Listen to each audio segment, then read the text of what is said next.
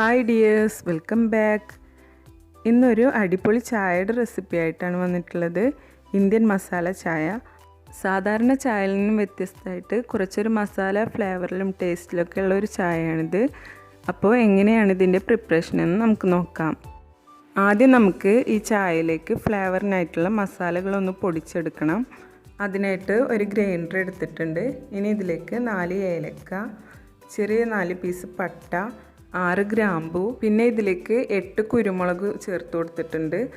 അത് എരിവ് കുറക്കണം എന്നുള്ളവർക്ക് 3ഓ 4ഓ ചേർത്താൽ മതി. 2 ചെറിയ പീസ് ചുക്കും കൂടെ ചേർത്തിട്ട് നന്നായിട്ടൊന്ന് പൊടിച്ചെടുക്കണം. ഇപ്പോൾ ചായയിലേക്കുള്ള മസാല പൗഡർ റെഡിയാക്കി എടുത്തിട്ടുണ്ട്.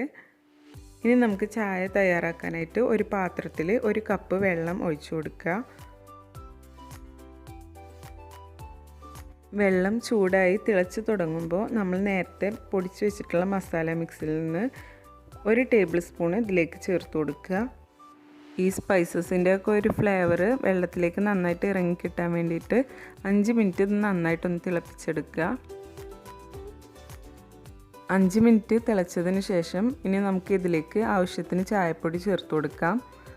ഇവിടെ 1 ടേബിൾ സ്പൂൺ ചായപ്പൊടി ചേർത്ത് കൊടുക്കുന്നുണ്ട്. ഇനി ഈ ചായയിലേക്കുള്ള പാല് ചേർത്ത് കൊടുക്കാം. നമ്മൾ എടുത്തിട്ടുണ്ടായിരുന്ന വെള്ളത്തിൻ്റെ സെയിം അളവിൽ തന്നെ പാല് ചേർത്ത് കൊടുക്കുക.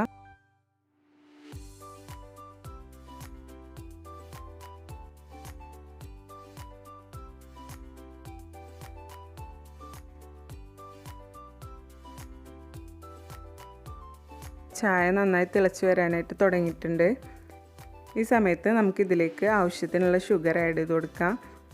2 ടീസ്പൂൺ ഷുഗർ ആഡ് ചെയ്ത് കൊടുക്കുന്നുണ്ട്. കുറഞ്ഞ ചൂടിൽ വെച്ചിട്ട് 2 മിനിറ്റും കൂടെ ചായ ഒന്ന് തിളപ്പിച്ചെടുത്തതിന് ശേഷം ഇൻഡക്ഷൻ ഓഫ് ചെയ്യുക. ഇപ്പോൾ നമ്മുടെ മസാല ചായ റെഡി ആയിട്ടുണ്ട്. ഈ ചായ തിളച്ച് വരുമ്പോൾ തന്നെ മസാലകളുടെ ഒക്കെ ഒരു നല്ല സ്മെല്ല് തന്നെയാണ്. ഇനി നമുക്ക് ഒരു കപ്പിലേക്ക് അരിപ്പ വെച്ചിട്ട് ഇതൊന്ന് അരിച്ചൊഴിക്കാം. നമ്മളിപ്പോൾ നോർമൽ ചായയുടെ ഒക്കെ ആ ഒരു അളവിലാണ് ചായപ്പൊടിയൊക്കെ ആഡ് ചെയ്തിട്ടുള്ളത്. കടുപ്പം കൂടുതലും കുറവൊക്കെ ഇഷ്ടമുള്ളവരുണ്ടാവും. അപ്പോൾ അതിനനുസരിച്ചിട്ട് ചായപ്പൊടി ചേർത്ത് കൊടുക്കുക. ഇതിലേക്ക് നമ്മൾ ചേർത്തിട്ടുള്ള മസാല മിക്സ് നമുക്ക് സാധാരണ മസാലകളൊക്കെ പോലെ തന്നെ പൊടിച്ച് വെക്കുകയും ചെയ്യാം. അങ്ങനെ ആകുമ്പോൾ ചായ പെട്ടെന്ന് ഉണ്ടാക്കാനും വളരെ എളുപ്പമാണ്.